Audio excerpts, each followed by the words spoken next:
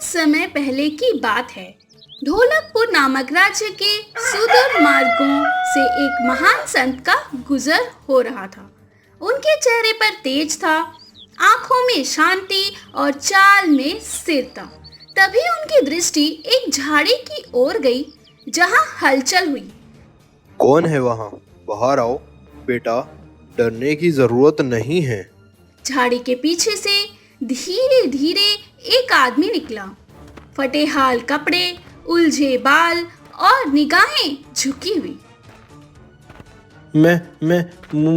मुझे माफ कीजिए महाराज। मैं चोर हूँ, चोरी करने निकला था। आपको देखा तो छुप गया। तू तो सच्चा निकला। आमतौर पर लोग चुप रहते हैं, पर तूने तो तुरंत सच कह दिया। बता बेटा, चोरी क्यों करता है? क्या कहूँ महाराज, मेरा पिता भी चोर था। मैंने कभी कुछ और सीखा ही नहीं।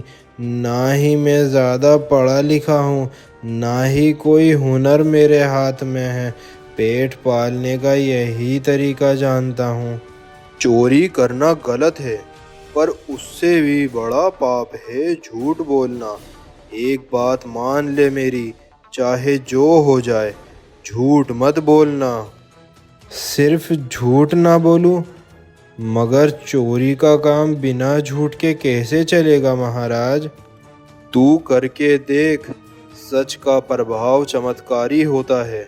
बस वादा कर, झूठ कभी नहीं बोलेगा। ठीक है महाराज, वादा करता हूँ, आज से झूठ नहीं बोलूँगा, चाहे जो हो जाए। संत मुस्कुराए।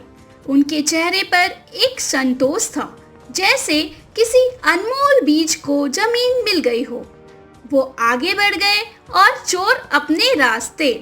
चोर अब भी चोरी करने का इरादा रखता था, लेकिन मन में संत के वचनों की गूंज थी। तभी उसे एक आदमी मिला। कौन हो तुम? रात के समय यहाँ क्या कर रहे हो? अब झूठ तो बोलना नहीं है, तो सच ही बोल देता हूँ, चाहे जो हो जाए। मैं चोर हूँ, चोरी करने निकला हूँ। क्या खुद ही बता रहे हो तू चोर है? नहीं भाई, मैं मजाक नहीं कर रहा। मैं सचमुच चोर हूँ, बस अब झूठ बोलना छोड़ दिया है मैंने। तो हम दोनों एक जैसे हैं। मैं भी मजबूरी में ये रास्ता चुना। आज मेरा पहला दिन है। आज पहली बार चोरी करने निकला हूँ। क्या मैं तुम्हारे साथ चल सकता हूँ? ठीक है, चलो साथ में। जो मिलेगा आधा आधा बांट लेंगे। मेरे पास एक जबरदस्त आइडिया है। क्यों ना राजमहल में चोरी करें? तू पागल है क्या? महल में चोरी? जान से हाथ धो बैठेंगे। मैं कभी महल में नौकर था। हर दरवाजा, हर चाबी सब जानता हूँ। महाराज ने निकाल दिया, अब वहीं से बदला लेना चाहता हूँ।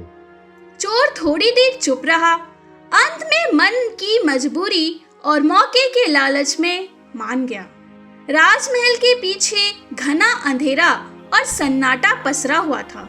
दो छायाएं दीवार से लगाकर सरकती हुई गुप्त दरवाजे की ओर बढ़ रही थी।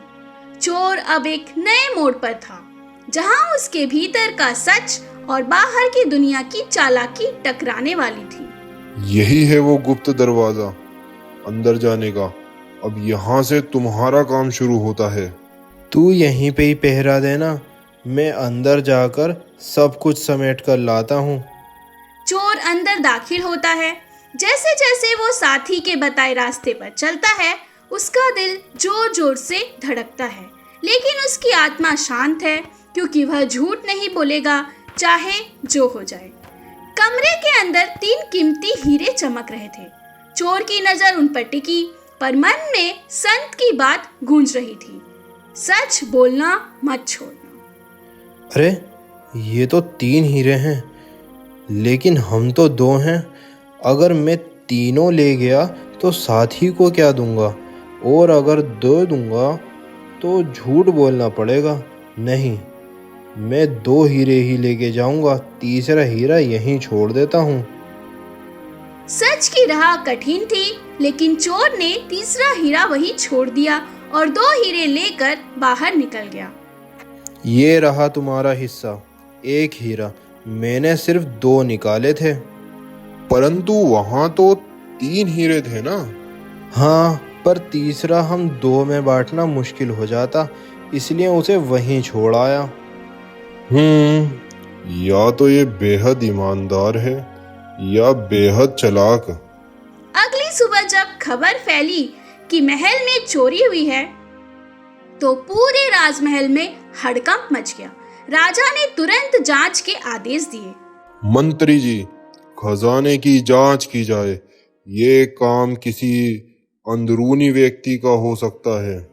बक्से बंद हैं, लेकिन ये छोटा संदूक खुला है और इसमें 1 हीरा बाकी है। अगर मैं ये 1 हीरा रख लूं तो कौन जान पाएगा? चोर कहेगा कि 2 ही लिए थे, मैं कहूँगा 3। कोई उसका विश्वास थोड़ी करेगा। महाराज, 3 हीरे चोरी हो गए हैं, 1 भी हीरा नहीं बचा। कुछ ही घंटों में चोर पकड़ा गया और दरबार में पेश किया गया। क्या तुमने ही महल में चोरी की थी? जी हाँ महाराज, और मैं अपना अपराध स्वीकार करता हूँ, लेकिन मैं अकेला नहीं था, मेरे साथ एक और व्यक्ति था। अच्छा, उसका नाम बताओ, झूठ बोलेगा तो दंड मिलेगा। मुझे उसका नाम नहीं पता, कल रात ही मिला था, उसने ही गुप्त रास्ता बताया था अंदर आने का।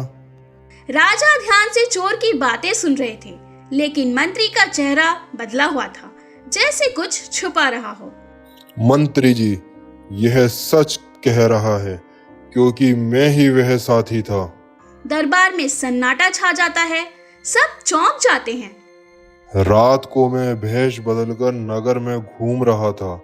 इस चोर से मेरी मुलाकात हुई और इसने सच सच बताया कि वह चोर है। चोरी के बाद जब इसने मुझे हीरा दिया तो मुझे शक हुआ।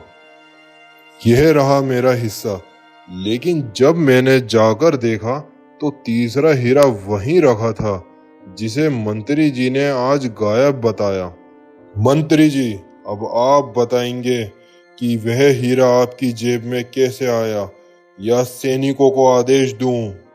महाराज, मुझे माफ कर दीजिए महाराज, मुझसे भूल हुई।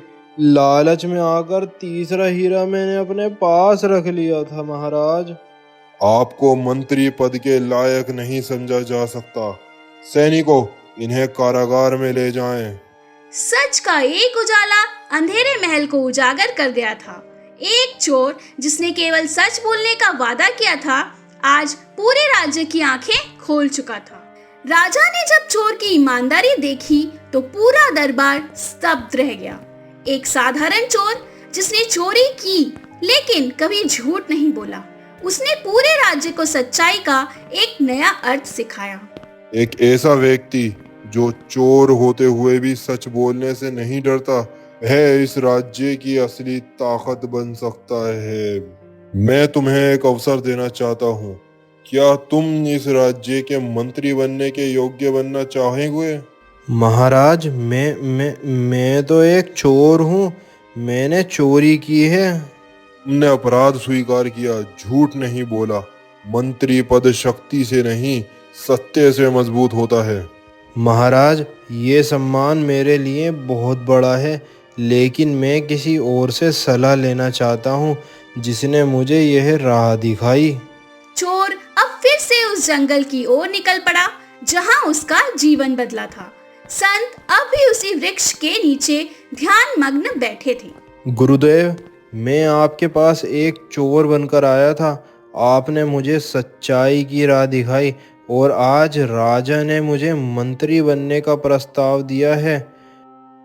मैंने तुम्हें सच्चाई की राह दिखाई, मंजिल तुमने खुद बनाई, अब निर्णय तुम्हारा है। क्या तुम सच के साथ सत्ता संभाल सकते हो? मैं डरा हुआ हूँ, लेकिन कहीं मेरी सच्चाई मुझे राजनीति की गंदगी में कमज़ोर न कर दे। जो सत्य के साथ चला है वो किसी भी अंधेरे से नहीं डरता। जाओ, अब यह राज्य तुम्हारी ईमानदारी का इंतजार कर रहा है। जाओ। राजमहल में सजे दरबार में राजा ने चोर को, जो अब एक ईमानदार नागरिक था, मंत्री बनाने का ऐलान किया। राज्य का नया मंत्री वो व्यक्ति बनेगा जिसने साबित किया कि सच्चाई की ताकत किसी भी अपराध को पछाड़ सकती है। दरबार तालियों से गूंज उठता है। मैं इस पद को सिर झुकाकर स्वीकार करता हूँ, लेकिन वादा करता हूँ सत्ता नहीं, सिर्फ सच्चाई की सेवा करूँगा। राज्य की जनता में नई आशा जगी। अब एक ऐसा मंत्री था जो कभी झूठ नहीं बोलता था, जो राजा से भी सच कहने की हिम्मत रखता था। अब इस राज्य में न्याय मिलेगा क्योंकि अब सच का सेवक मंत्री बना है। माँ, क्या मैं भी बड़ा होकर ऐसा मंत्री बन सकता हूँ माँ? अगर तू भी सच बोलना नहीं छोड़ेगा तो जरूर बन सकता है। एक साधारण चोर जिसने संत से एक वादा किया था सिर्फ सच बोलने का, वह सच उसे वहां ले गया जहां पहुंचने की किसी ने कल्पना भी नहीं की थी। सच की ताकत ने अंधेरे को हराया और एक राज्य को नई दिशा दी। जहां सच की जीत होती है, वहां झूठ की ताकतें भी चुप नहीं बैठती। मंत्री पद पर चोर की नियुक्ति से कुछ दरबारी असंतुष्ट थे, खासकर सेनापति वीरभान। एक चोर मंत्री बनेगा, राज परिवार का अपमान है ये। अगर ये यूं ही चलता रहा तो अगला राजा भी कोई साधारण व्यक्ति बन जाएगा। पर महाराज ने उसे स्वयं नियुक्त किया है, क्या आप विरोध करेंगे? नहीं, मैं विरोध नहीं करूंगा, मैं साजिश करूंगा। ऐसा सच सामने लाऊंगा कि वो मंत्री जनता की नजरों से गिर जाएगा। मंत्री बनते ही उसने सबसे पहले जनता की शिकायतें सुननी शुरू करी। हर वर्ग, हर उम्र का व्यक्ति सीधे मंत्री तक पहुंच सकता था।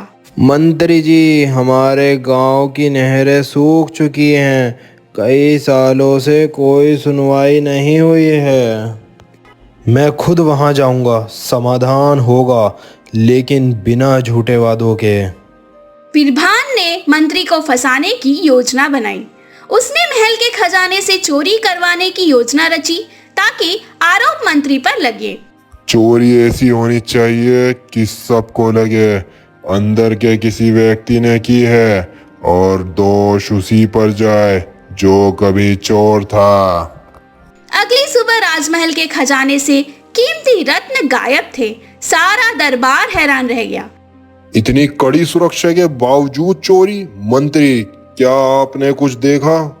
महाराज, मैं सच कहूँगा, जैसा वादा किया था मैंने कुछ नहीं देखा, लेकिन मुझे खुद पर भी संदेह करने की आज़ादी है। चोर चोर ही रहता है, चाहे मंत्री बन जाए। मंत्री को दोषी ठहराने से पहले जांच होगी।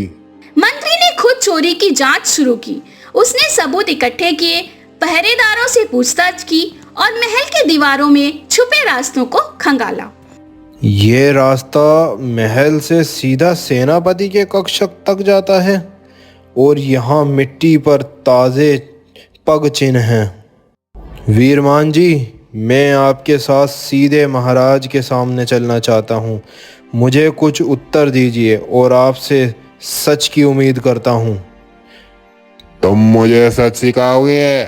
चोर से मंत्री बनने वाले? हाँ, क्योंकि मैंने झूठ छोड़ दिया है, पर आपने शायद अभी तक नहीं छोड़ा। मंत्री ने सबूतों के साथ दरबार में वीरभान के खिलाफ साजिश का पर्दाफाश किया। नक्शे, पग चिन्ह और गुप्त रास्ते सब सामने थे। वीरमान, तुमने राज्य के खजाने को लूटा और मेरे विश्वास को धोखा दिया। मुझे माफ कर दीजिए महाराज। मैंने सोचा एक चोर मंत्री की बदले की आग में मैं जलता रहा और मैंने ये साजिश रच दी। महाराज, मुझे माफ कर दीजिए महाराज।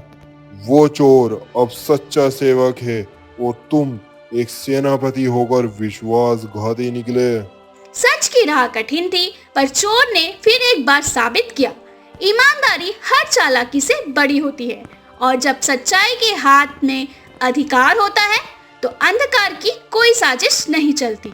सच्चाई की अग्नि परीक्षा में पास होने के बाद अब चोर से बने मंत्री के सामने आया एक ऐसा प्रस्ताव जो किसी भी सामान्य व्यक्ति का सपना होता, पर वो सामान्य व्यक्ति नहीं था। मंत्री जी, आपने न केवल दरबार को साजिश से बचाया बल्कि राज्य की जनता का भरोसा भी जीता है। मैं सोच रहा हूँ क्यों ना आपको अपना उत्तराधिकारी घोषित कर दूं। महाराज, मैं एक चोर था, मैं गद्दी के लायक नहीं हूँ। जो अपने अतीत को स्वीकार कर लेता है वो ही भविष्य की जिम्मेदारी उठा सकता है। राजा के प्रस्ताव ने मंत्री के भीतर उथल पुथल मचा दी।